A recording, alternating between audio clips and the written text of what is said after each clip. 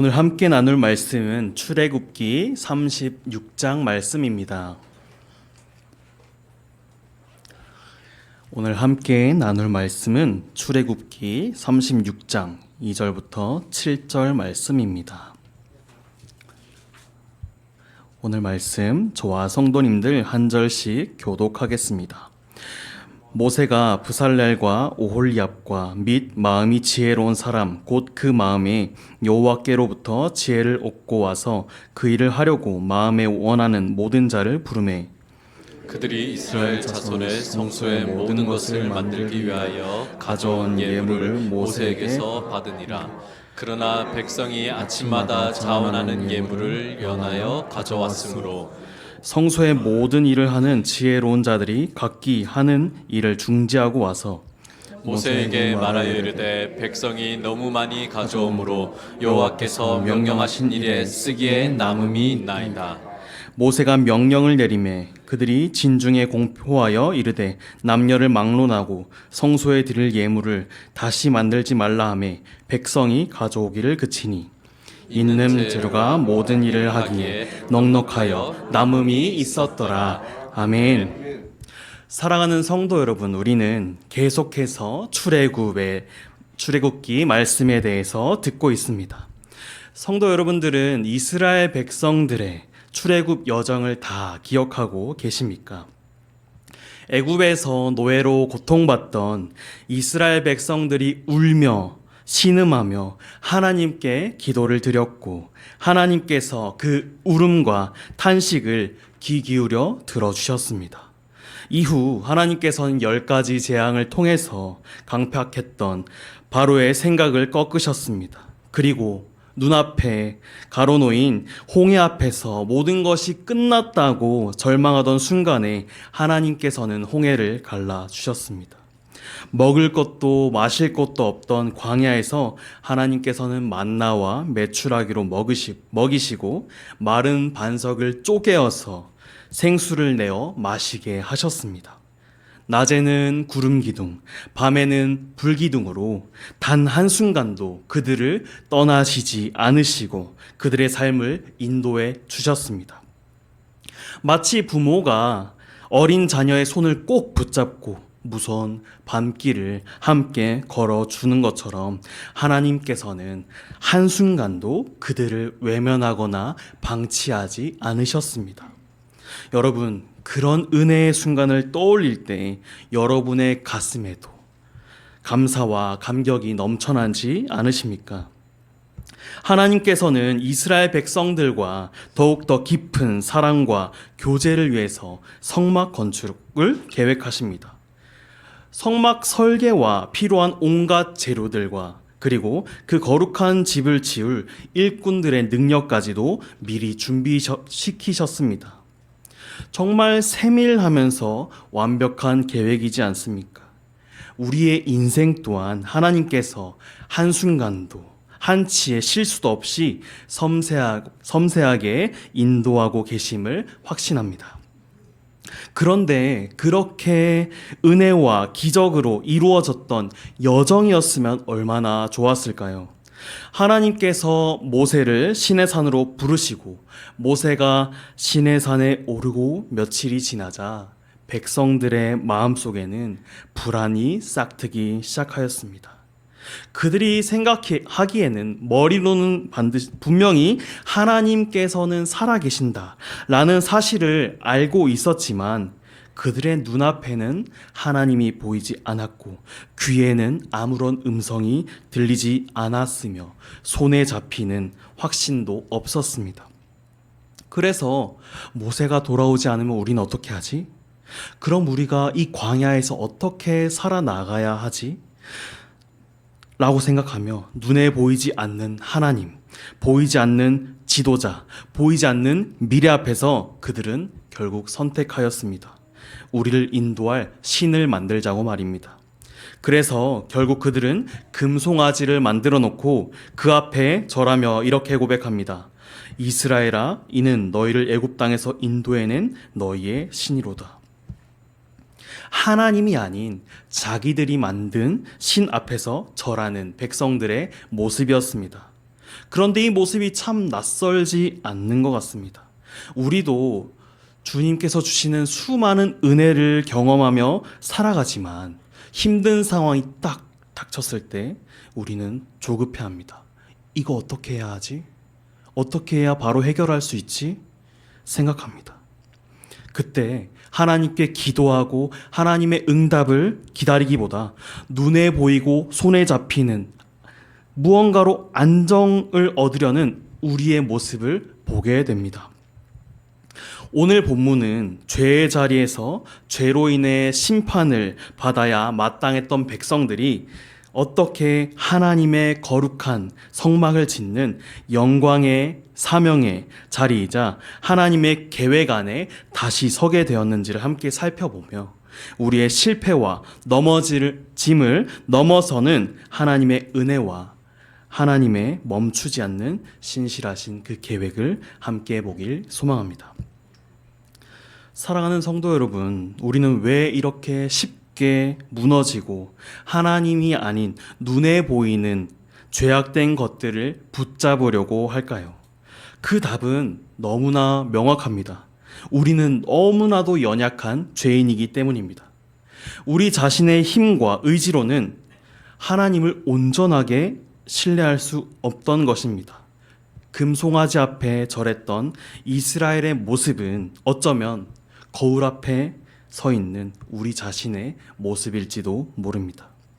그런데 참 감사하게도 우리의 이야기는, 이스라엘의 그 이야기는 그 죄와 실패의 자리에서 끝나지 않습니다. 이것이 바로 오늘 말씀이 우리에게 주는 소망의 메시지입니다. 이스라엘 백성들이 죄의 자리에 주저앉아서 하나님은 이런 나를 싫어하시지 않을까? 금송아지를 만든 우리는 이제 끝이야 라고 자책하고 있을 때 하나님께서는 과연 무엇을 하고 계셨을까요? 분노하고 실망하고 이스라엘 백성들을 향했던, 그들을 위해 계획했던 모든 그런 계획들을 멈추어 버리셨을까요? 아닙니다. 신실하신 하나님께서는 이스라엘 백성들이 금송아지 앞에 절하기 이전부터 이미 그들 가운데 거하실 성막의 계획을 이미 세우고 계셨습니다. 심지어 그 일을 할 브살렐과 오홀리압이라는 사람을 지명하시고 그들에게 성령의 지혜도 부어주셨습니다. 무슨 뜻일까요? 이것은 우리의 실패와 우리의 능력과는 상관없이 하나님의 계획은 단 한순간도 멈춘 적이 없었다는 것입니다. 우리가 넘어져 있는 그 순간에도 하나님은 우리를 다시 일으켜 세우실 계획을 이미 준비하고 계셨습니다. 우리의 구원은 우리의 컨디션이나 우리의 능력에 달려있는 것이 아닙니다. 절대로 실패하지 않으시고 완전하신 하나님께 달려있는 것입니다. 하나님은 죄를 지었던 백성들을 버리시지 않으셨습니다. 모세의 중보를 들으시고 그들을 다시 부르십니다. 그리고 그들의 굳어버렸던 마음속에 찾아가셔서 다시 성령으로 그 마음을 어루만져 주셨습니다.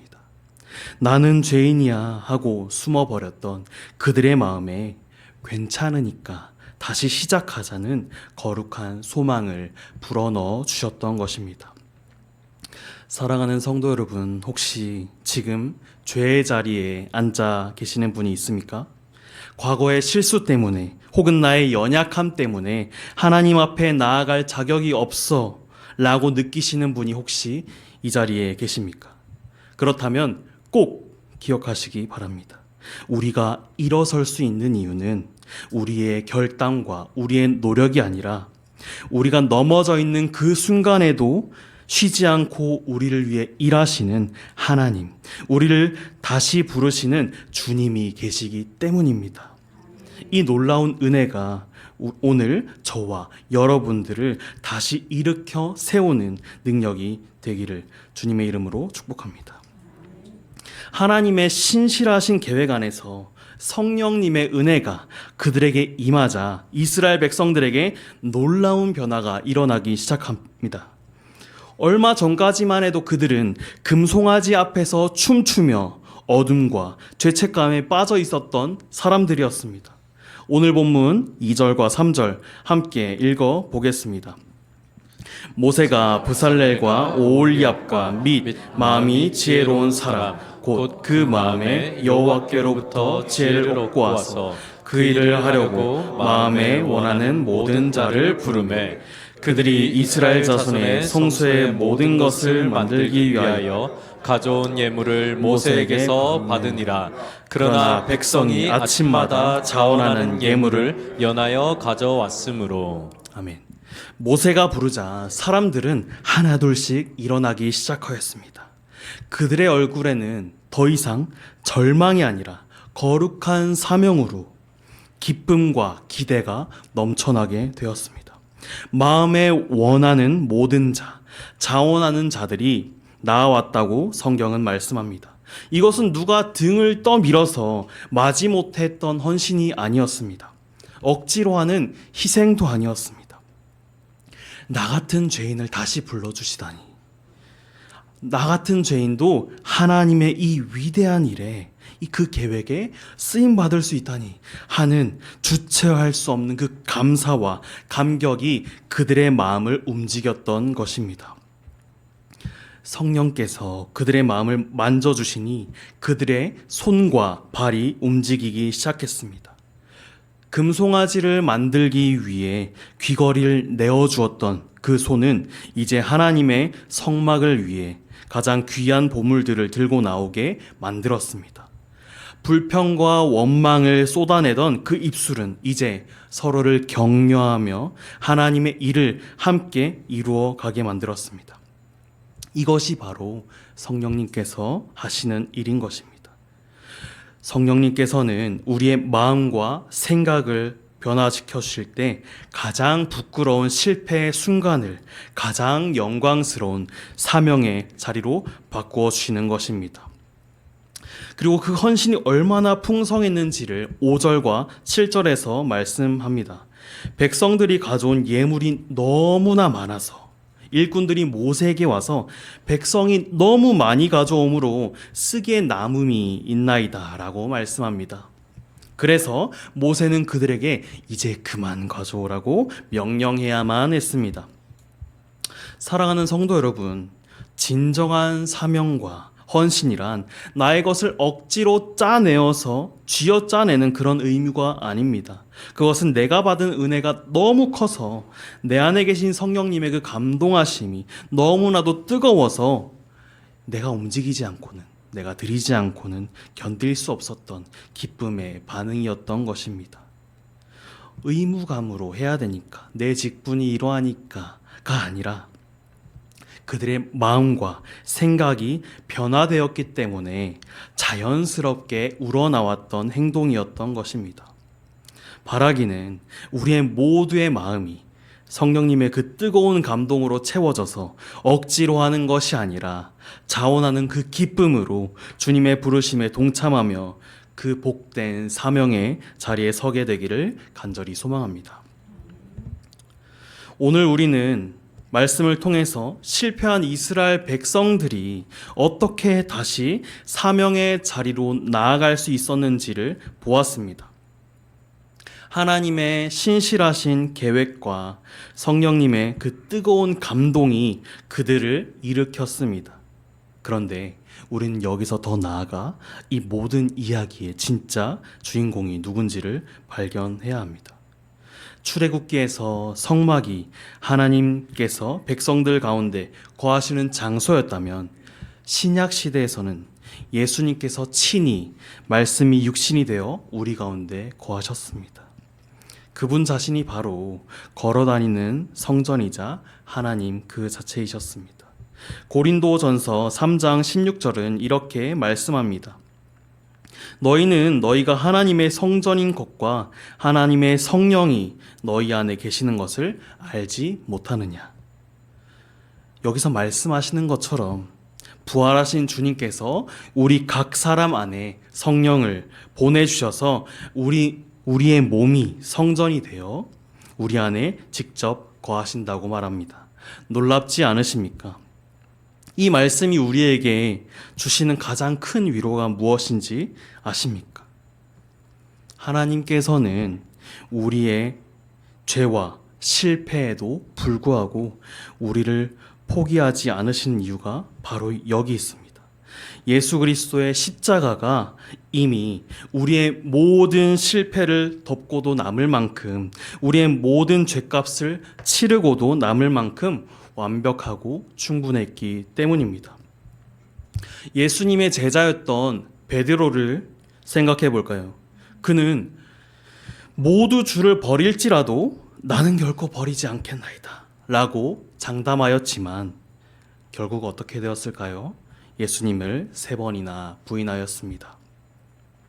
모든 것이 끝났다고, 난 이제 예수님을 부인해서 난 아무것도 아니야 라고 생각하며 갈릴리 바다로 돌아가 그물을 다시 던지던 그에게 부활하신 예수님께서 다시 찾아가셨습니다.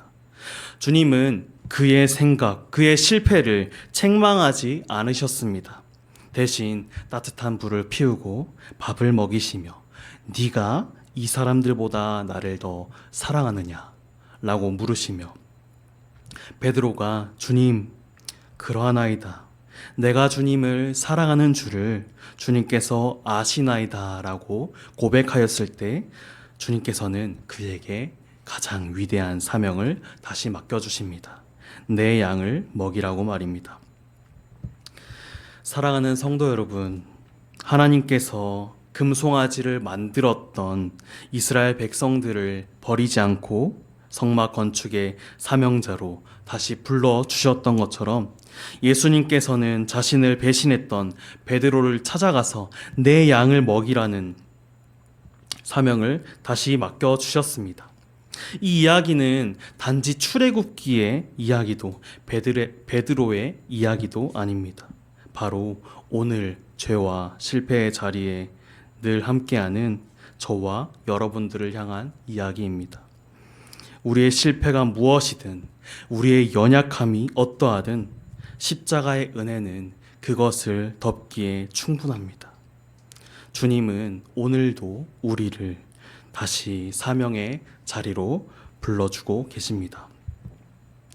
오늘 우리는 출애굽기 말씀을 통해서 죄의 자리에 주저앉아 있던 백성들이 어떻게 다시 영광스러운 사명의 자리로 나아갈 수 있었는지를 함께 보았습니다. 그것은 그들의 의지와 노력으로 된 것이 아니었습니다. 우리의 실패에도 불구하고 멈추지 않으시는 하나님의 신실하신 계획이 있었기 때문입니다. 굳어버린 마음을 변화시키는 성령님의 뜨거운 감동이 있었기 때문입니다. 하나님은 오늘도 우리를 부르고 계십니다. 내가 이미 너의 죄를 용서하였으니 이제 일어나서 나와 함께 가자고 말입니다. 주님의 이 부르심에 오늘 우리가 믿음으로 반응하며 나아가기를 소망합니다. 하나님께서는 우리가 죄의 자리에 머물러 있는 것을 원하지 않으십니다. 죄의 자리에서 죄책감을 갖고 주저앉아서 내 실패만 되뇌이는 삶이 아니라 회복된 자로, 부르심을 받은 자로 우리를 다시 사명의 자리로 부르십니다. 그렇다면 이제 우리가 해야 할 일은 무엇일까요? 그것은 바로 성령님께서 우리의 마음과 우리의 생각을 감동시키실 때 아멘으로 화답하며 다시 일어나 보는 것입니다. 내가 완벽해서 할 수 있는 것이 아니라, 내가 자격이 충분해서가 아니라 하나님의 은혜가 있기 때문에 다시 일어서서 한 걸음 나아가 보는 것입니다. 그렇게 사명의 자리로 나아가는 것이 거창한 것이 아닙니다. 누군가 앞에서는 특별한 직분이나 대단한 사역을 맡는 것만이 사명이 아닙니다. 우리의 평범한 일상, 눈에 띄지 않는 자리, 그것도 하나님께서 맡겨주신 사명의 자리입니다. 그렇다면 우리가 일상에서 우리가 어떤 마음으로 살아가야 할까요? 골로새서 3장 23절은 우리에게 이렇게 가르칩니다. 무슨 일을 하든지 마음을 다하여 주께 하듯 하고 사람에게 하듯 하지 말라고 말입니다. 단순한 일처럼 보일지라도 주님께 하듯 진심으로 섬기며 사랑하고 충성할 때 그 일상이 곧 사명의 삶이 될 것입니다. 그 순간 우리의 삶은 하나님께 드려지는 예배의 자리가 될 것입니다. 이제 우리는 얼마 후에 새로운 성전으로 들어갑니다. 하나님께서 원하시는 것은 화려한 건물이 아니라 은혜에 감격하여 자원하는 우리의 마음일 것입니다. 과거 이스라엘 백성들이 그랬던 것처럼 우리의 마음이 해야만 한다, 억지로 해야 하는 그런 부담감이 아니라 하지 않고는 견딜 수 없는 그 기쁨으로 채워지기를 축복합니다.